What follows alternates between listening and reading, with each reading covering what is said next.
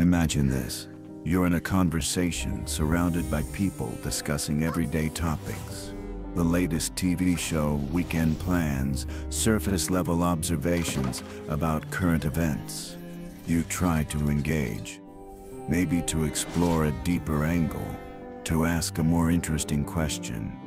But the conversation doesn't shift. People look at you with polite confusion, quickly change the subject, or respond with, "Wow, you really overthink things." And you feel it again, that familiar sense of disconnection. If this resonates, you're not alone. But here's what's important to understand. This feeling of intellectual isolation isn't about being too smart for everyone else. That framing is actually part of the problem. What you're experiencing is more nuanced.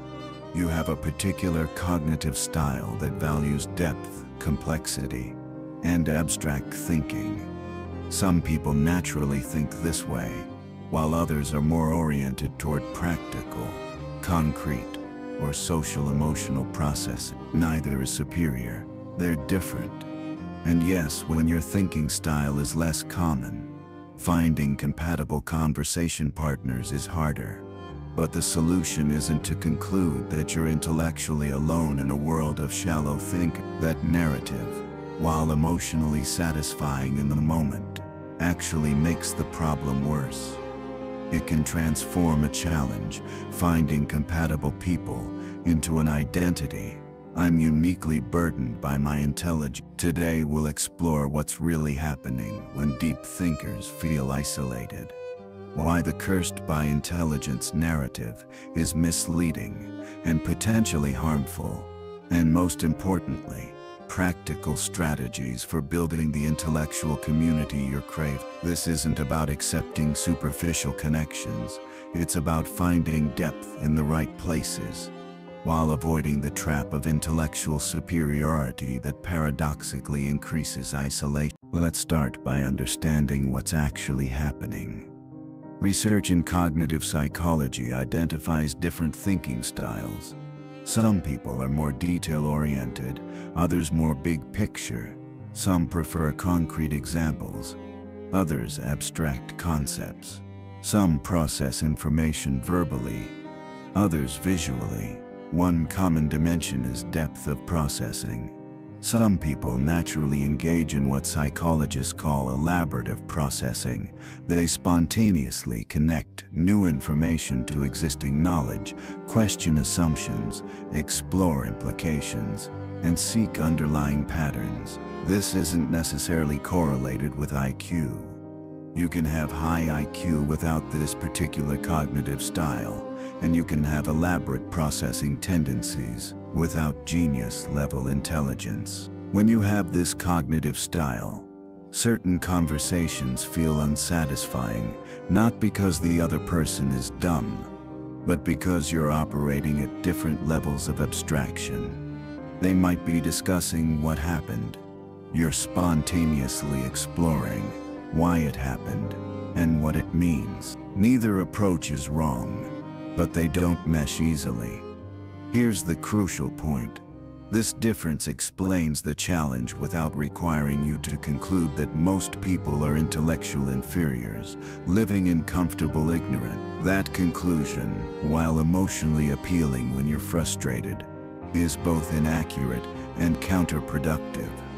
Inaccurate because people with different cognitive styles often have forms of intelligence you lack. Someone who seems shallow in abstract philosophical discussion might have extraordinary emotional intelligence, practical problem-solving abilities, or creative capacities. Counterproductive because framing everyone else as inferior creates a self-fulfilling prophecy of isolation. Meet Alex, a 26-year-old software developer who spent years convinced that his persistent loneliness was simply the price of being too intelligent for most people. He'd read philosophy, consumed complex content, and prided himself on seeing through society's illusions. His internal narrative went like this: most people are satisfied with superficial pleasures and never question anything. I can't help but see deeper, and that's why I'm alone. This belief gave him a sense of identity and even superiority, but it also made him miserable. His few attempts at friendship or dating would follow a pattern: initial connection, then growing frustration as conversations didn't reach the depth he wanted, then withdrawal with a conclusion. They just can't keep up. The turning point came during a work project. Alex was paired with Maya, a designer he'd mentally dismissed as not very intellectual, because she didn't engage with his philosophical tangent. But as they worked together, he noticed something: Maya's ability to understand user needs, to intuit emotional responses, to solve complex design problems was extraordinary. She was clearly intelligent, just in ways he'd failed to recognize. One day, frustrated with a technical problem, Alex was spiraling into abstract analysis. Maya listened, then said something simple but profound. Sometimes you're so busy analyzing why something doesn't work that you miss the obvious solution right in front of you. She was right. The fix was simple. He'd been overcomplicating it. This moment cracked something open in Alex's worldview. Maybe the problem wasn't that he was too smart for everyone else. Maybe he'd been so focused on one type of intelligence that he'd become blind to others. And maybe his loneliness wasn't proof of his superiority, but evidence of his limited perspective. There's a seductive narrative that appeals to people who feel intellectually isolated. I'm cursed by my intelligence. I see what others can't, and that's why I'm alone. This narrative is seductive because it transforms painful rejection into flattering explanation. You're not struggling socially because of any deficit in yourself. You're struggling because you're special. But this narrative, while emotionally comforting, is actually a trap. Here's why. First, it's often factually incorrect. Research on social isolation shows that highly intelligent people are not inevitably lonely. Many form deep, satisfying connection. The variable isn't intelligence itself, but factors like social skills, emotional regulation, openness to different perspectives, and the ability to find appropriate communities. Second, the superiority narrative actively worsens the problem. When you believe most people are too shallow for me, you approach interactions with condescension, even if subtle. People sense this. They don't want to spend time with someone who views them as intellectually inferior, even if that person is technically intelligent. You create the isolation you're trying to explain. Third, this mindset prevents you from recognizing intelligence in forms you don't value. Emotional intelligence, practical wisdom, creative insight, kinesthetic intelligence. These are all real, valuable forms of cognition. When you define intelligence narrowly as thinks about abstract philosophy like I do, you miss the richness of human capability. Finally, and most importantly, the superiority narrative can mask actual issues that need addressing. Sometimes chronic social isolation isn't about intelligence at all. It can be a symptom of social anxiety, depression, autism spectrum traits that affect social communication, or simply underdeveloped social skills. By attributing isolation to cursed intelligence, you avoid examining whether there are actual skills you could develop or therapeutic support that might help. Let's talk about what Schopenhauer actually believed, because he's often misrepresented in these discussions. Schopenhauer did write about the relationship between intelligence and solitude, but his perspective was more nuanced than smart people are doomed to loneliness. Schopenhauer believed that intellectual people often prefer quality over quantity in relationships. He argued that a person of intellect would rather spend time alone than in unsatisfying company. This is actually a reasonable observation. If your cognitive style values deep abstraction, small talk can feel draining. But notice what he's not saying. He's not saying intellectuals must be alone, or that no one can understand them. He's saying they're selective. There's a difference. Schopenhauer himself had relationships, correspondences, and intellectual communities. He wasn't advocating total isolation. He was advocating being choosy. Here's the other key context. Schopenhauer was writing in 19th century Germany, in a specific social and historical context. His pessimism about human nature was philosophical, not a prescriptive lifestyle guide. Modern readers sometimes take his observations about human suffering and isolation as instructions, when they were actually descriptions of what he saw as universal human conditions that philosophy could help us understand and accept. Moreover, Schopenhauer's pessimism extended to himself. He wasn't claiming special victim status. He believed everyone, regardless of intelligence, was caught in suffering. The wise person simply recognized this clearly. Using Schopenhauer to justify "I'm too smart to connect with anyone" is actually a misreading. He'd more likely say connection is difficult for everyone. Approach it with realistic expectations and value quality when you find it. This is critically important, so please pay close attention. Chronic feelings of "no one understands me" and persistent social isolation can be symptoms of treatable mental health conditions. I'm not saying everyone who feels intellectually isolated is mentally ill, but there's significant overlap between certain mental health experiences and the feeling of being too different to connect.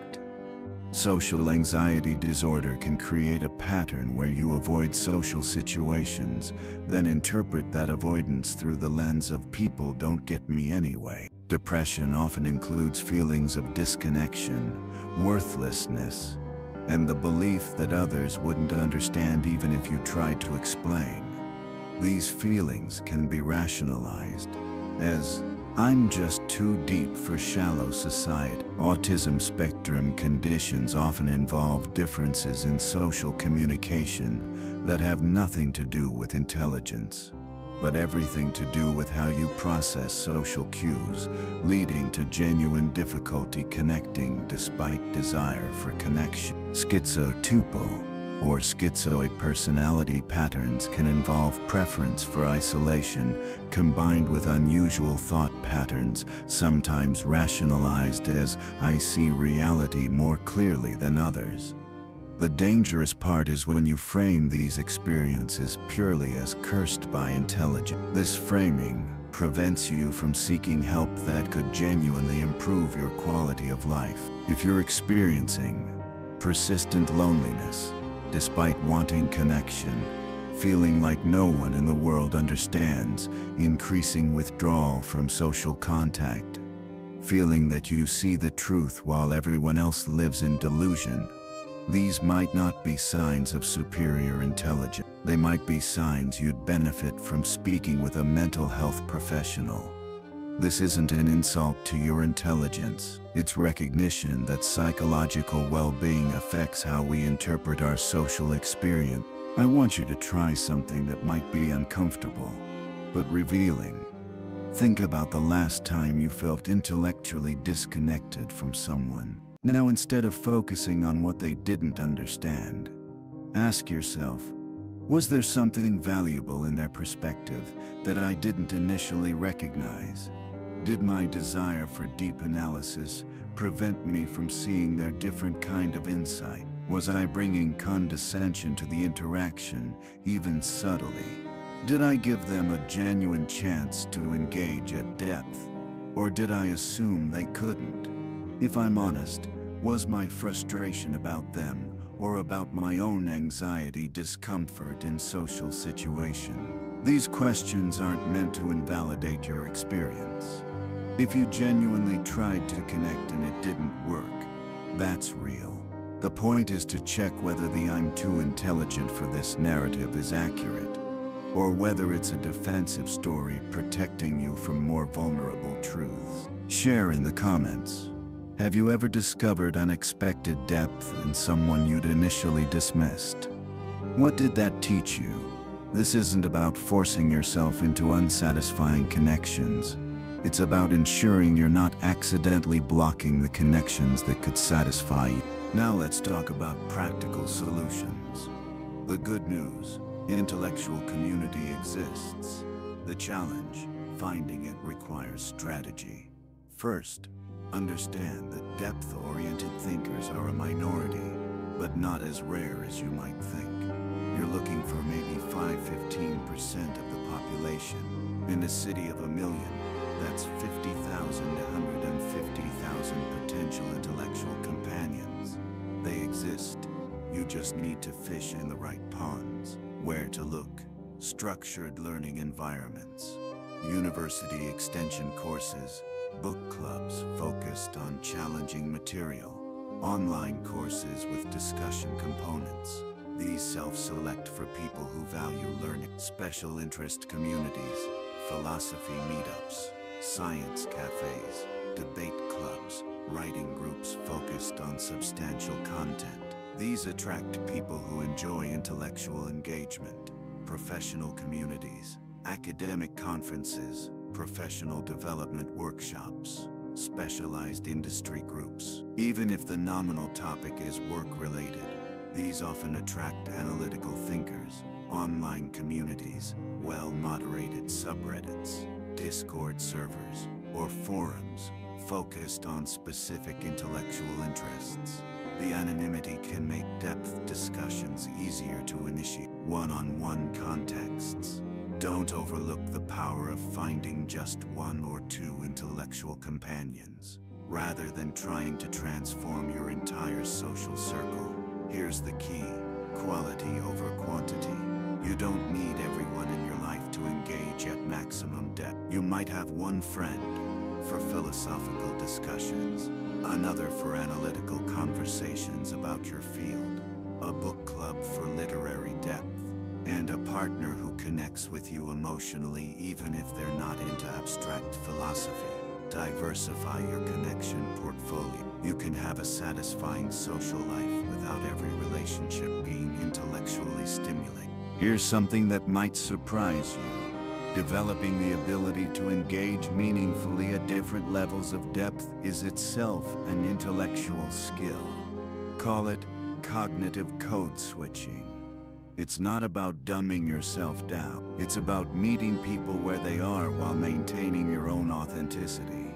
Think of it like speaking multiple languages. You can discuss quantum mechanics in technical detail with a physicist, give a general audience explanation to an interested non-expert, and skip the topic entirely with someone who's not interested. All 3 approaches are authentic. You're just adapting to context. Similarly, you can have deep philosophical conversations with depth-oriented friends, engage in lighter but still meaningful discussions with colleagues about shared professional interests, participate in fun but not particularly deep social activities with your recreational sports team or hobby group, and have warm but simple interactions with family members who show love through actions rather than intellectual discourse. None of these is fake. They're all real relationships, just calibrated to what that specific relationship offers. The trap is believing you must be at maximum intellectual depth in all interactions, or else you're betraying yourself. That's exhausting and unnecessary. Alex learned this when he started rock climbing. There's something that intellectually oriented people often overlook. Deep connection requires emotional vulnerability, not just intellectual compatibility. You can have a brilliant conversation with someone about epistemology, but if neither of you shares anything personal, you won't form a real bond. Intellectual discussion, paradoxically, can be a defense against intimacy. It's safer to debate abstract ideas than to share that you feel lonely, scared, or inadequate. The brain can analyze while the heart stays protected. Alex discovered this when he finally found a philosophy meetup group. These were exactly the kind of people he'd been looking for. Educated, curious, able to discuss complex ideas. But after several meetings, he still felt disconnected. Why? Because all discussions stayed abstract. No one shared what was actually happening in their lives, their real struggles, their genuine feelings. The breakthrough came when he took a risk. During a discussion about existential anxiety, instead of staying theoretical, he said, "I've been feeling this exact anxiety lately. I moved to this city 2 years ago, and still feel like I don't really belong anywhere." The room shifted. Others started sharing too. Suddenly, it wasn't just intellectual gymnastics. It was real people connecting over shared human experiences while also engaging their minds. This taught Alex something crucial. Intellectual depth and emotional openness aren't opposed. The deepest connections combine both. If you're only offering your intellect in relationships while keeping your emotional self hidden, you'll remain lonely even among fellow thinkers. A year after Alex began questioning his cursed by intelligence narrative, his life looked different. He still valued intellectual depth, but he'd learned to find it in appropriate contexts rather than demanding it everywhere. He had a weekly philosophy discussion group where he could explore abstract ideas. He had colleagues he discussed professional challenges with at a high level.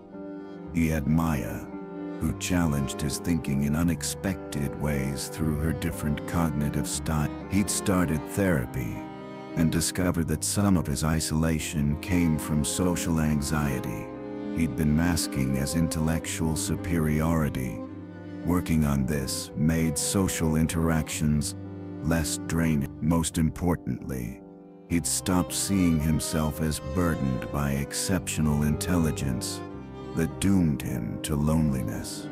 He saw himself as someone with a particular cognitive style that required some intentionality to match with compatible people, but that wasn't inherently isolated. His loneliness decreased dramatically, not because he'd found a magical community of genius-level intellectuals, but because he'd lowered defensive barriers that were masking his intellectual standards, developed flexibility in how he engaged with different people, found specific contexts for specific needs, rather than expecting every interaction to meet all needs.